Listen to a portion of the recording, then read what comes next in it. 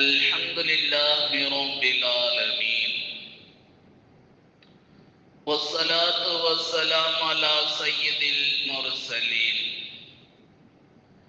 وعلى آله وصحبه أجمعين. أما بعد، أعوذ بالله من الشيطان الرجيم. بسم الله الرحمن الرحيم. ربنا آتنا من لدنك رحمة وهيئ لنا من أمرنا رشدا. صدق الله العليم.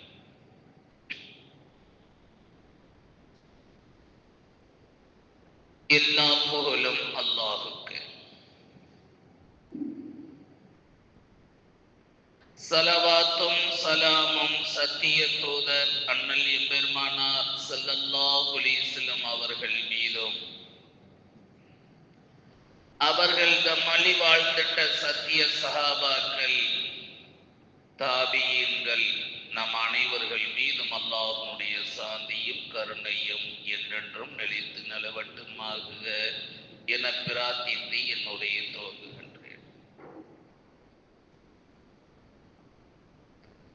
சங்கைக்குரிய அல்லாஹ்வின் நல்லடியார்கள்,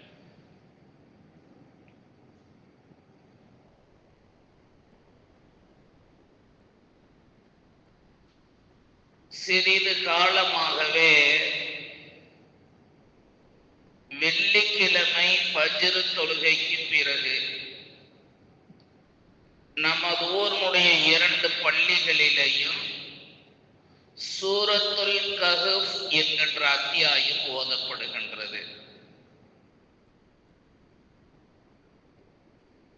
ரொம்ப பேரு கேட்கிறாங்க, ஏன் ஓதப்படுகின்றது, இதனுடைய சிறப்புகள் தான் என்ன? இதை ஒரு ஜும்மாவுடைய பயான்ல நீங்க விளக்கணுண்டு பலரும் கேட்டாங்க. சூரத்துல் கஹஃப் அத்தியாயத்தை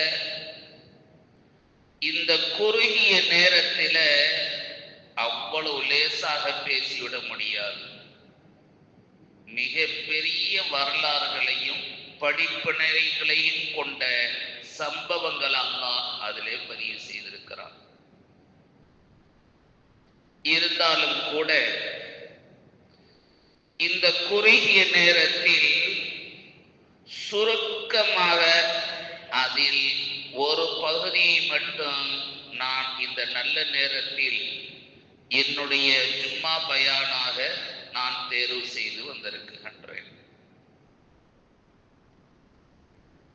கஹஃப் என்று சொன்னால் குகைவாசிகள் என்று பொருள். குகைவாசிகளுடைய வரலாறு முதலில் அல்லாஹ் குறிப்பிடுகின்றான். இந்த வரலாறு நீங்க கேட்டீங்கன்னு சொன்னா பல அறிவுரைகளை அல்லாஹ் அதில் நமக்கு வைத்திருக்கின்றான். குறிப்பாக நம்முடைய ஈமான் எவ்வளவு உறுதியானதாக இருக்க வேண்டும் என்கின்ற ஒரு பெரிய பாடத்தை இந்த சூரத்துல் கஹஃப் என்கின்ற அத்தியாயம் நமக்கு தருகிறது. இந்த அத்தியாயம் ஏன் இறங்குச்சுன்னு பாருங்க. இஸ்லாமிய ஆரம்ப காலத்துல அல்லாஹ்வின் தூதர் நபி அவர்கள் மக்கத்து காபிர்களுக்கு ஏகத்துவத்தை எடுத்து சொன்னாங்க.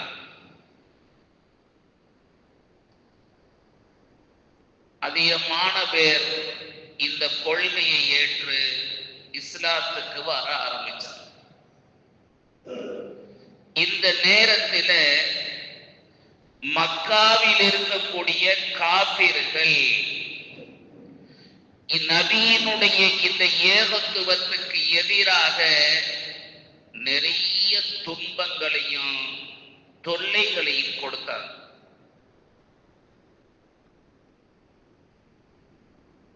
இவர்கள் எவ்வளவு துன்பங்கள் கொடுத்த போதிலும் நாளுக்கு நாள் மக்கள் இஸ்லாத்தில் தங்களை இணைக்கக்கூடியவர்களாகவே இருந்தாங்க. இந்த நேரத்தில் மக்கத்து காபிர்கள் எல்லாம் ஒரு இடத்தில் ஒன்று கூடி ஒரு ஆலோசனை செய்கிறார்.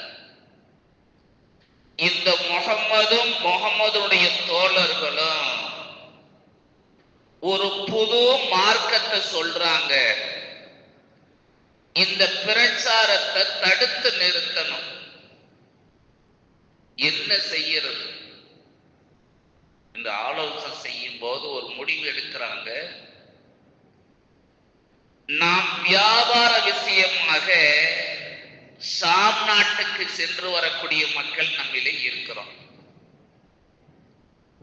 ஷாம் நாட்டில வேதக்காரர்கள் யூதர்கள் அதிகம் இருக்கிறாங்க. யூத பண்டிதர்கள் நிறைய இருக்கிறாங்க.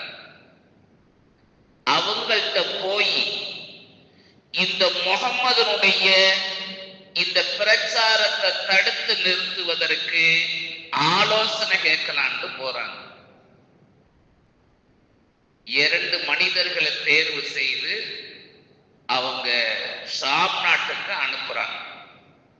நல்லர் பின் ஹாரிஸ் என்ற ஒருத்தர், உக்குபத் பின் அபி முஹைத் என்கின்ற ஒருத்தர். இந்த 2 பேரும் போய் ஷாம் தேசத்துல இருக்கக்கூடிய வேதக்காரர்களான யூதர்கள்ட்ட இந்த நிலையை சொல்லி காட்டுவாங்க.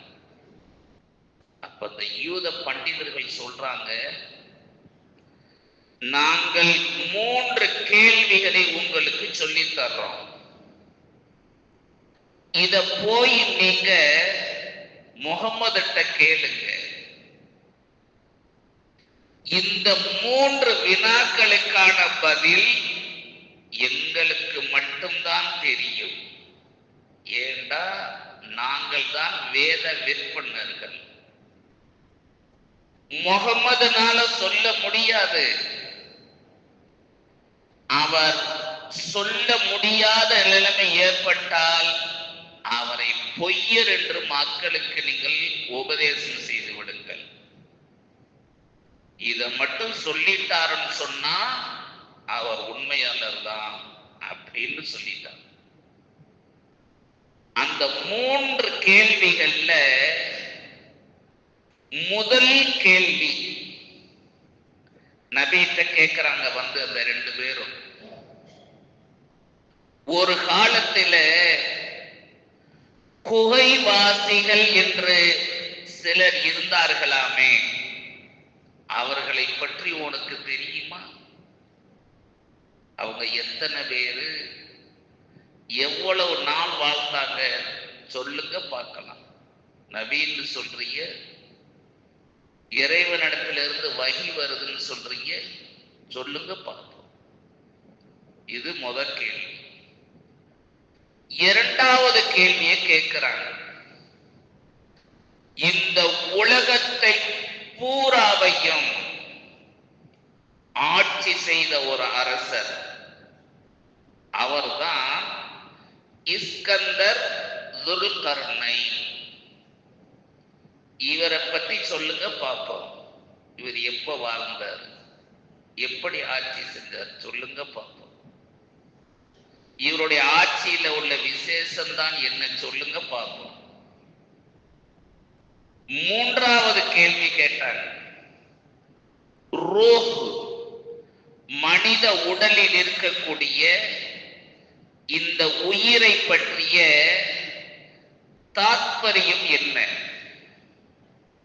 அப்படின்னு இந்த 3 கேள்விய அந்த யூத விற்பனர்கள் கேட்க சொன்னாங்க.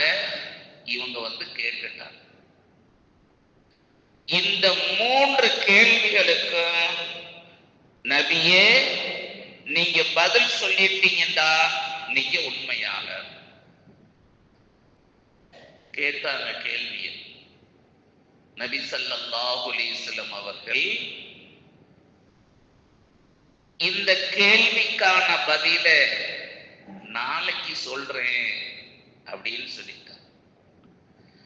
ஏன்னு சொன்னா நபி அவர்கள் உம்மி நபி,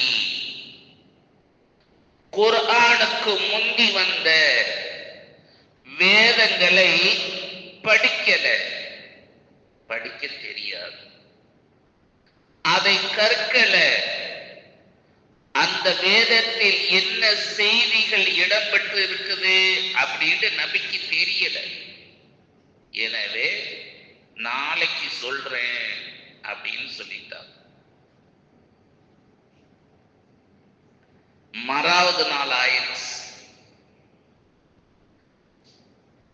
மக்கத்து காப்பீர்கள் கேட்ட கேள்விக்கு பதில் சொல்லல. ஏண்டா இந்த 3 கேள்விக்கு விளக்கமாக அல்லாஹ் வஹி இறக்கி வைக்கவில்லை. 2 நாள் ஆயிருச்சு, 10 நாள் ஆயிருச்சு, 12 நாள் ஆயிருச்சு, 13 நாள் ஆயிருச்சு, வஹி இறங்கல. இந்த இடத்துல அல்லாஹ் நபிக்கு ஒரு பண்பை சொல்லிக் கொடுத்து அத்துணை மக்களும் இதை பின்பற்றணும் என்று ஒரு ஒழுக்கத்தை சொல்லி காட்டுகின்றான். என்ன சொல்றான்? வலா தகூலன்ன லிஷைஇன் இன்னி ஃபாயிலுன் ஹதா இல்லா மாஷா அல்லாஹ். நீங்கள் யாருக்கும் வாக்குறுதி கொடுப்பதாக இருந்தா நாளைக்கு செஞ்சிடுறேன், ஒரு வாரத்துல செஞ்சிடுறேன் அப்படின்னு சொல்லாதீங்க. இன்ஷா அல்லாஹ் நாளை செய்யறேன், இன்ஷா அல்லாஹ் ஒரு 10 நாள்ல செய்யறேன் அப்படின்ட்டு இன்ஷா அல்லாஹ் என்கின்ற வார்த்தைய சொல்லணும். சின்ன விஷயமாக இருக்கட்டும், அது பெரிய விஷயமாக இருக்கட்டும், நாம் வாக்குறுதி கொடுக்கும் போது மறக்காமல் இன்ஷா அல்லாஹ் சொல்லணும். யூதர்கள் கேட்ட இந்த 3 கேள்விகளுக்கு பதில் தருவதாக சொன்ன நபி அவர்கள் இன்ஷா அல்லாஹ் நாளைக்கு சொல்றேன் அப்படின்னு சொல்லல, இன்ஷா அல்லாஹ் சொல்ல மறந்துட்டாங்க. இதனுடைய விளைவுதான் 15 நாட்களுக்கு பிறகு வஹி வந்துச்சு. அந்த வஹியிலேதான் யூதர்கள் கேட்ட 3 கேள்விகளுக்கு பதிலாக அல்லாஹ் சூரத்துல் கஹ்ஃப் என்கின்ற அத்தியாயத்தை இறக்கி வச்சான். அதுலதான் குகைவாசிகள் யாரு, அவங்க எத்தனை பேரு, எவ்வளவு காலம் தூங்குனாங்க, அவர்களோடு ஏதாவது பிராணிகள் இருந்துச்சா அப்படின்னு குகைவாசிகளுடைய சம்பவம். இரண்டாவதாக இஸ்கந்தர் துல்கர்னைனுடைய வரலாறு. மூன்றாவதாக இந்த ரூஹை பற்றிய ஒரு விளக்கம். 3 விஷயத்தையும் தாங்கிய சூரத்துல் கஹ்ஃப் என்கின்ற அத்தியாயத்தை அல்லாஹ் அப்போதுதான் இறக்கி வைத்தான். ஒரு காலத்துல திக்கியானோஸ் என்று ஒரு அரசன் இருந்தான். நீங்க குர்ஆன்ல பாருங்க, அல்லாஹ் வரலாறுகளை சொல்லும் போது நேரம் காலத்தை குறிப்பிட்டிருக்க மாட்டான். இது எப்ப நடந்துச்சு? ஒரு வரலாறுல எந்த பகுதி இந்த மக்களுக்கு படிப்பனையாக இருக்க வேண்டுமோ அதை மட்டும் குறிப்பிடுவான். அந்த அடிப்படையில குகைவாசிகளுடைய வரலாறை அல்லாஹ் சொல்ல ஆரம்பிக்கும் போது இவர்கள் எப்போது வாழ்ந்தார்கள் என்று குர்ஆன் நமக்கு சொல்லல. ஒரு காலத்துல திக்கியானோஸ் என்று ஒரு அரசன் இருந்திருக்கான். அவன் முழுக்க இணை வைப்பாளராக இருந்திருக்கான். நாட்டு மக்கள் அத்தனை பேரும் இணை வைப்பாளர்களால்தான் இருக்க வேண்டும் என்ற சட்டத்தை வைத்திருந்தார்.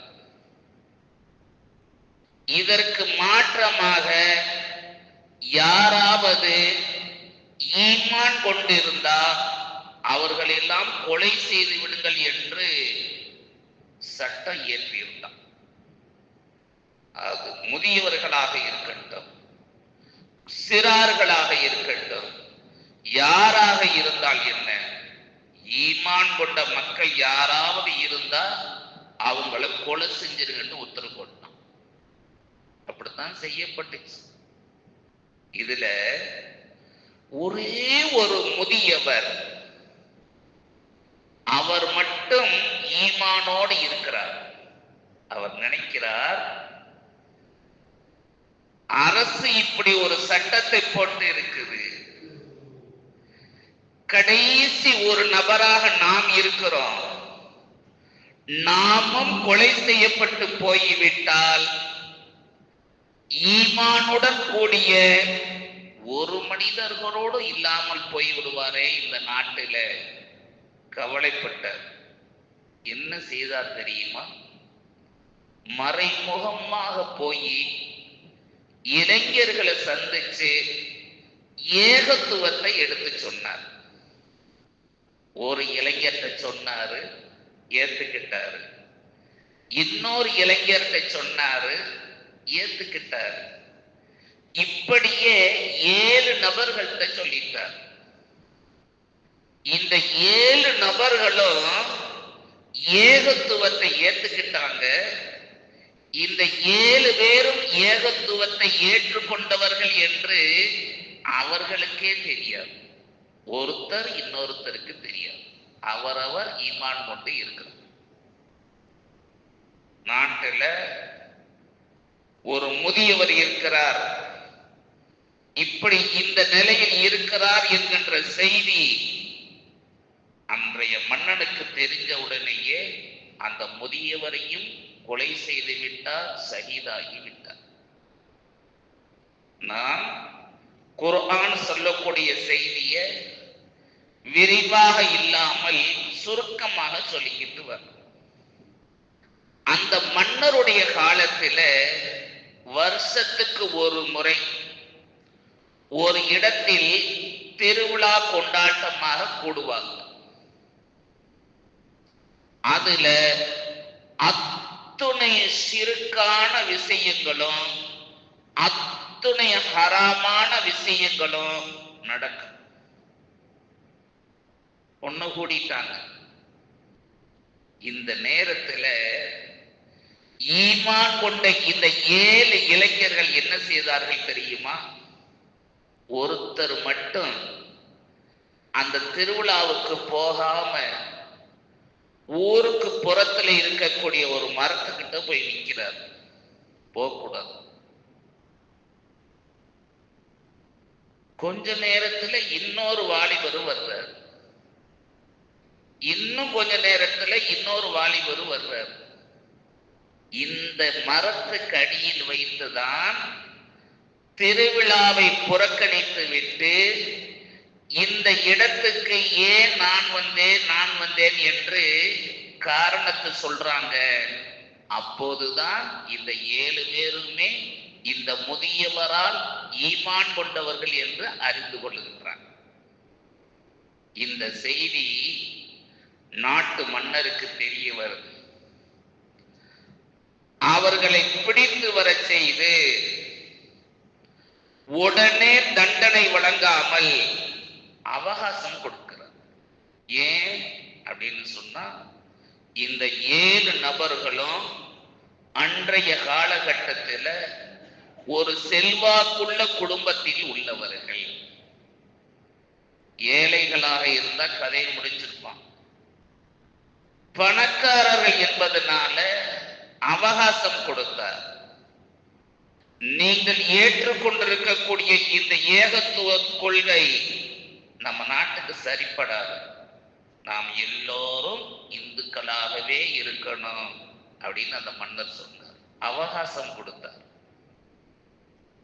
இந்த அவகாசத்தை பயன்படுத்தி தான் இந்த இளைஞர்கள் ஒரு மலையில ஏறி தங்களுடைய ஈமான பாதுகாக்கணும்னு சொல்லி ஒரு குகைக்குள்ள போயிட்டாங்க. இவங்க போகும்போது இவர்கள் வளர்த்த நாயும் சேர்ந்து போயிடுச்சு.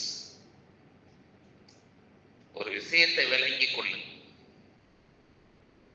உலகத்துக்கு வந்த எல்லா நபிமார்களும் ஒரே கொள்கையை சொன்னாங்க. ஆனா சட்டங்கள் வேண்டுமானால் வித்தியாசப்பட்டுச்சு. எல்லா நபிமார்களும் அல்லாஹ் ஒருவன் என்ற கொள்கையை தான் சொன்னாங்க. சட்டங்கள் வேண்டுமானால் அந்தந்த காலகட்டங்கள்ல மாறி இருக்கு. உதாரணமாக யூதர்களுக்கு ஒட்டகக்கறி ஹராமா இருந்துச்சு. நமக்கு ஒட்டகக்கறி ஹலாலாக இருக்கு. இதே மாதிரிதான் நாயினுடைய சட்டமும். அன்றைக்கு செல்ல பிராணியாக வளர்ப்பதற்கு அனுமதிக்கப்பட்ட காலமாக இருந்திருக்கலாம். குகைக்குள் சென்ற இந்த 6 அல்லது 7 இளைஞர்கள் உள்ளே போன உடனேயே தூக்கம் வந்துருச்சு. தூங்கிட்டாங்க. எவ்வளவு காலம் தூங்கியிருப்பாங்க அப்படின்னு சொன்னா 309 வருடம் தூங்கி இருக்கிறாங்க. 309 வருடம் தூங்கிட்டாங்க. 309 வருடம் தூங்கியதற்கு பிறகு அல்லாஹ் விழிப்ப கொடுக்கிறான். விழிப்ப கொடுத்த உடனேயே அந்த இளைஞர்கள் பேசிக்கிறாங்க. எவ்வளவு நேரம் தூங்கிட்டோம், எவ்வளவு நேரம் தூங்கி இருப்போம் அப்படின்னு பேசிக்கிறாங்க. இந்த சந்தேகம் ஏன் வந்தது என்று சொன்னால், இவ்வளவு காலம் தூங்கினார்களே, நெகம் வளரல, முடி வளரல.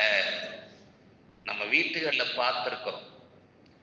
யாராவது இயலாதவர்கள் படுக்கையில கிடந்துட்டாங்கன்னு சொன்னா, நீண்ட காலம் படுத்துட்டாங்கன்னா படுக்கை புண்ணு ஏற்பட்டுரும். முதுகெல்லாம் புண்ணா போயிடும். எந்த இடமெல்லாம் பூமியில டச்சோட இருந்துச்சோ அந்த இடம்லாம் புண்ணா போயிடும். இதை படுக்கை புண்ணுன்னு சொல்லுவாங்க.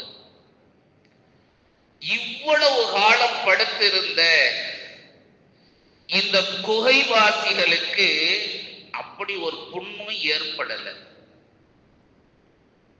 அவர்களுக்கு இதுதான் ஆச்சரியம். பேசிக்கிறாங்க.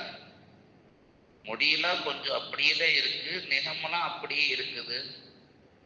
ஒரு நாள் தூங்கி இருப்போம் அல்லது அரை நாள் தூங்கி இருப்போம் அப்படின்னு பேசிக்கிறாங்க. முழிப்பு வந்தவுடனேயே பசி எடுத்து விட்ட அவர்கள் தங்களிடத்தில் இருந்த வெள்ளி நாணயத்தை எடுத்து ஒருத்தரை ஊருக்குள்ள அனுப்புறாங்க. போ, பசிக்குது, போய் கடையில கொடுத்து ஜாமான் வாங்கிட்டு வாங்க. போய் ஒரு கடையில கொடுத்து ஜாமான் வாங்கினா கடைக்காரரு ஆச்சரியப்பட்டு போயிட்டார். இது எந்த காலத்து நாணயம் இப்ப கொண்டு வந்திருக்கிறாரு? பக்கத்து கடைகளுக்கெல்லாம் தகவல் கொடுத்துட்டார். அதற்கு முந்தையே இந்த இளைஞருக்கும் ஒரு சந்தேகம் வந்துச்சு. ஊரெல்லாம் ஒரு மாற்றமா இருக்குது. 300 வருஷத்துக்கு முன்னால் அடக்கப்பட்ட ஒருத்தர் கபரிஸ்தான்ல இருந்து எழுந்திருச்சு வந்து புது வலசைக்கில பூந்தாருன்னு சொன்னா அவர் ஆச்சரியப்பட்டு போயிடுவார். ஊரெல்லாம் ஒரு மாதிரி இருக்குது. மக்கள்லாம் கூடிட்டாங்க.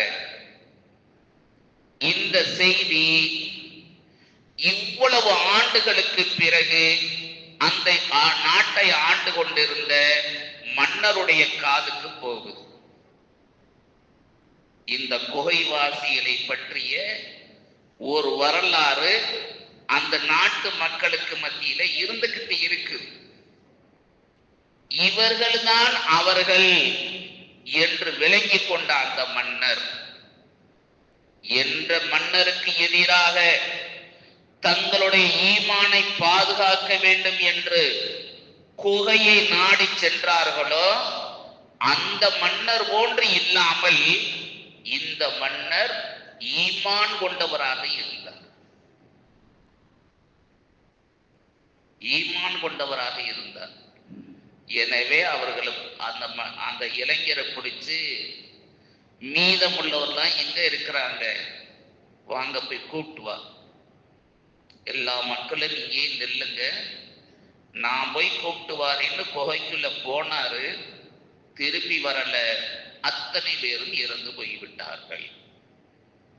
குகைவாசிகளை பற்றி குர்ஆன் சொல்லக்கூடிய செய்தி இவ்வளவுதான். இந்த சம்பவத்துல இப்படி ஒரு சம்பவத்தை அந்த நாட்டு மக்களுக்கு மத்தியில அல்லாஹ் ஏன் செய்து காட்டினான் அப்படின்னு சொன்னா, அன்றைய மக்களுக்கு மத்தியில ஒரு சர்ச்சை இருந்துச்சு. நாமெல்லாம் மரணித்ததற்கு பிறகு நாளை மறுமையில் நாம் எழுப்பப்படும் போது நம்முடைய உயிர் மட்டும் எழுப்பப்படுமா அல்லது இந்த உடலும் சேர்ந்து எழுப்பப்படுமா? இப்படி ஒரு சர்ச்சை இருந்துச்சு. இந்த சர்ச்சைக்கு முற்றுப்புள்ளி வைப்பதற்காக வேண்டிதான் அல்லாஹ் குகைவாசிகளுக்கு உயிரை கொடுத்து அதே உடலோடு அல்லாஹ் எழுப்பி காட்டினான். இன்னொரு சர்ச்சைக்கும் விளக்கமாக அல்லாஹ் இந்த சம்பவத்தை நிகழச் செய்தான். என்ன தெரியுமா? இன்றைக்கு இறந்து விட்டவர்கள் என்றைக்காவது ஒரு நாள் அல்லாஹுக்கு முன் எழுப்பப்படுவார்கள் என்பதற்கு ஒரு அத்தாட்சியாக இந்த சம்பவம். 309 வருடங்கள் தூங்கிய அந்த உடம்ப எந்த ஒரு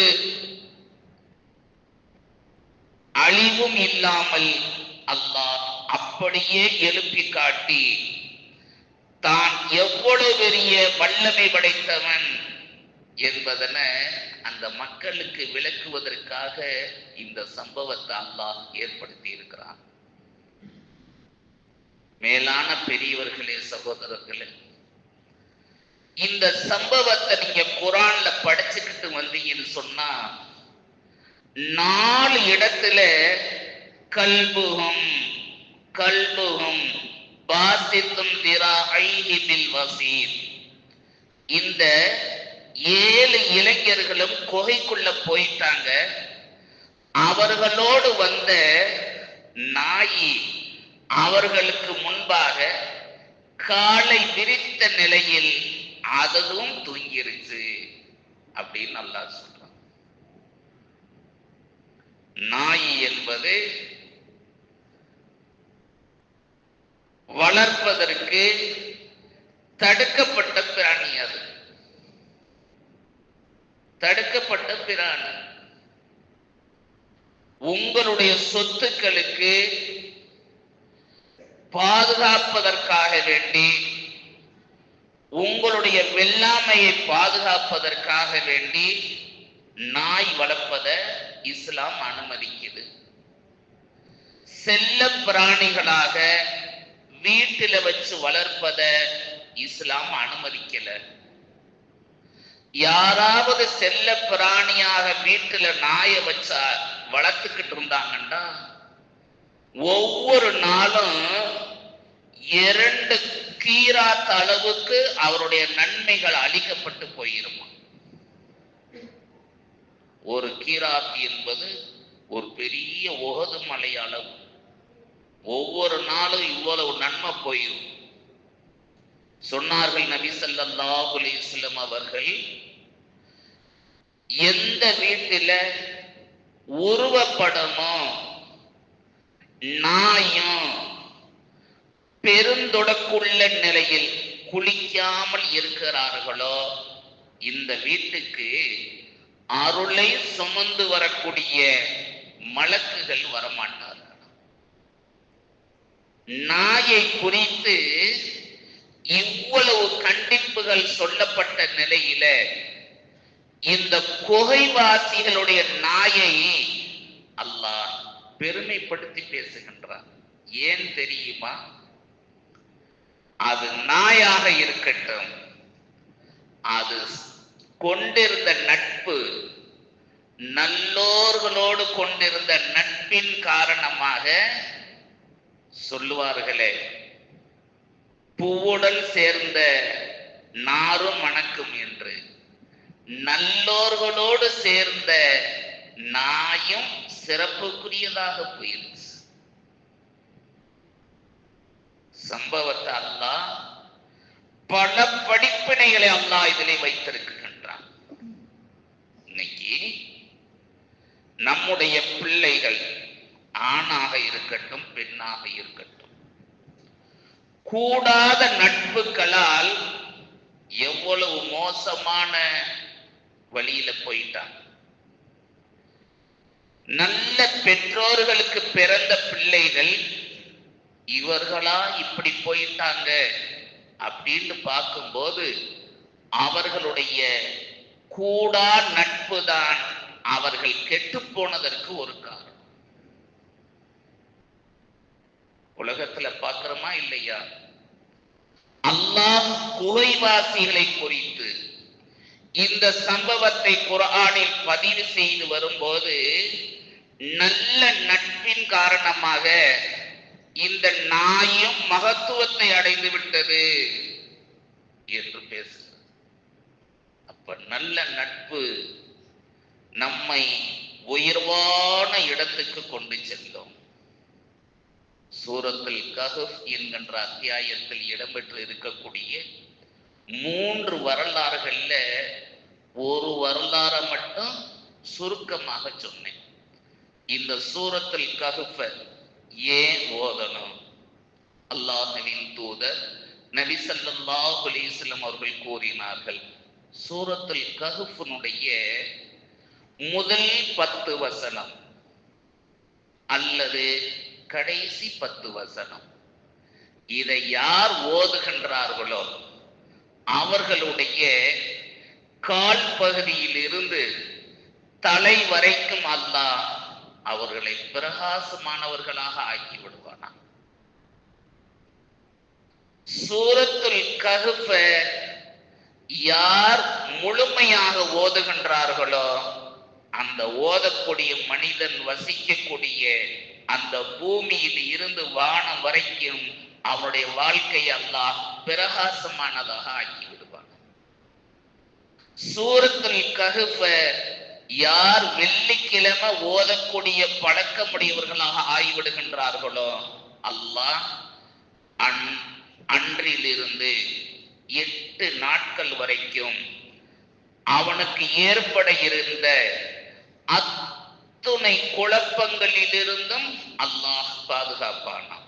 குறிப்பாக பின்னால் வரக்கூடிய குழப்பங்களிலெல்லாம் மிகப்பெரிய குழப்பமாகிய தஜ்ஜாலுடைய குழப்பத்திலிருந்து அல்லாஹ் நம்மை பாதுகாப்பானான். இன்னைக்கு நம்முடைய விலை மதிக்க முடியாத ஈமானுக்கு எத்தனை சோதனைகள்.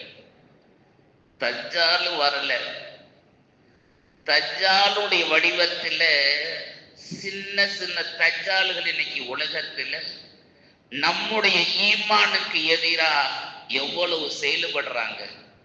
இப்படிப்பட்ட ஃபித்னாக்களில் இருந்து நீங்கள் பாதுகாக்கப்பட வேண்டும் என்றால் நீங்கள் ஒவ்வொரு வெள்ளிக்கிழமையும் ஃபஜ்ருக்கு பிறகு சூரத்துல் கஹஃப் ஓதக்கூடியவர்களாக போய்விடுங்கள் என நபி ஸல்லல்லாஹு அலைஹி வஸல்லம் அவர்கள் இந்த அத்தியாயத்தை குறித்து இப்படி சொல்லி காட்டினார்கள். இன்னும் பல படிப்பினைகளை கொண்ட இந்த சூரத்துல் கஹஃப் என்ற அத்தியாயத்தை படியுங்கள், விளங்குங்கள். இந்த நல்ல நேரத்தில் சொல்லப்பட்ட இந்த விஷயங்களை நம்முடைய வாழ்க்கையில் பேணியடப்பதற்கு வல்ல ரஹ்மான் நம் அனைவர்களுக்கும் துணை நிற்பானாக. வாஹர் தாவானா அனில் அல்ஹம்துலில்லாஹி ரப்பில் ஆலமீன்.